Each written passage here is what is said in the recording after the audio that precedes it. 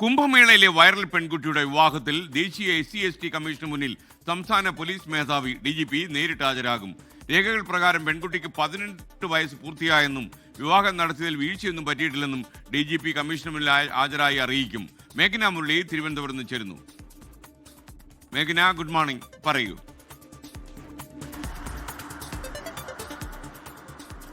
Good morning SK.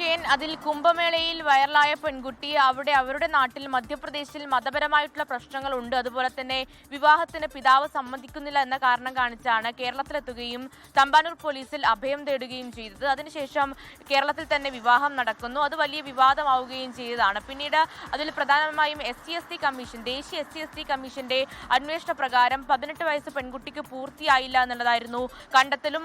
ആ പ്രകാരം Madhya Pradesh Maheshwar police കേസെടുത്ത് അന്വേഷണം ആരംഭിക്കുകയും ചെയ്തു. കൂടാതെ ഇത് നടത്തിക്കൊടുത്ത അല്ലെങ്കിൽ ഈ രേഖകൾ പരിശോധിച്ച കേരള പോലീസും അതുപോലെ തന്നെ CPM-ന്റെ പാർട്ടി സെക്രട്ടറി അടക്കം ഈ കല്യാണത്തിന് നേതൃത്വം കൊടുക്കുകയും ചെയ്തതാണ്. അവർ ഉത്തരം പറയേണ്ട ഒരു സാഹചര്യം ഉണ്ടായിരുന്നു. എന്നാൽ പോലീസ് ഇപ്പോഴും ഈ നിലപാടിൽ ഉറച്ചു നിൽക്കുകയാണ്. ഇപ്പോൾ DGP റവാഡ ചന്ദ്രശേഖർ ഡൽഹിയിലെത്തി ഈ കാര്യം SC/ST കമ്മീഷൻ, അതായത് പ്രായപൂർത്തിയായിട്ടുണ്ട് വിവാഹം നടത്തുമ്പോൾ എന്നുള്ള കാര്യം അറിയിക്കാനാണ് ഇപ്പോഴുള്ള തീരുമാനം എന്ന് പറയുന്നത്. നാളെ ഡൽഹിയിലെത്തി SC/ST കമ്മീഷന് മുന്നിൽ DGP റവാഡ ചന്ദ്രശേഖർ ഹാജരാകും. അതിനുശേഷം ഈ 18 വയസ്സ് പൂർത്തിയായിട്ടുണ്ട്, അതുപോലെ തന്നെ ആധാർ കാർഡും ജനന സർട്ടിഫിക്കറ്റും അടക്കമുള്ള രേഖകൾ പരിശോധിച്ച ശേഷമാണ് സ്മാർട്ട് വഴി ഈ കല്യാണം നടത്തിയിട്ടുള്ളത് എന്നുള്ള കാര്യം കൂടി അറിയിക്കാനാണ് തീരുമാനം. അതിൽ പോലീസിന് ഒരു വീഴ്ച സംഭവിച്ചിട്ടില്ല, തെറ്റ് സംഭവിച്ചിട്ടില്ല എന്നുള്ള കാര്യം കൂടിയാണ് ഈ നാളെ കേരള പോലീസ് ഡൽഹിയിലെത്തി SC/ST കമ്മീഷനെ അറിയിക്കാൻ പോകുന്നത്. അതുപോലെ തന്നെ പെൺകുട്ടിയെ കാണാനില്ല എന്നുള്ള പ്രചരണം തെറ്റാണ്. പെൺകുട്ടി കേരളത്തിൽ തന്നെയുണ്ട്.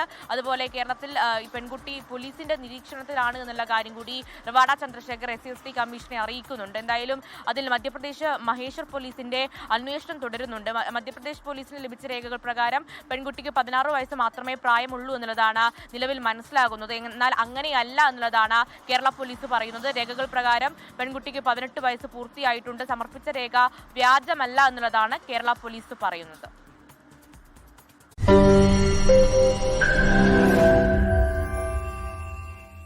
ലോകത്തെവിടെയായാലും ഏത് സമയത്തും 24 വാർത്തകളും ഓഗ്മെന്റഡ് റിയാലിറ്റി പാക്കേജുകളും എക്സ്പ്ലെയിനറുകളും വിശദമായി കാണാൻ ഞങ്ങളുടെ YouTube ചാനൽ നിങ്ങൾക്ക് സബ്സ്ക്രൈബ് ചെയ്യാം.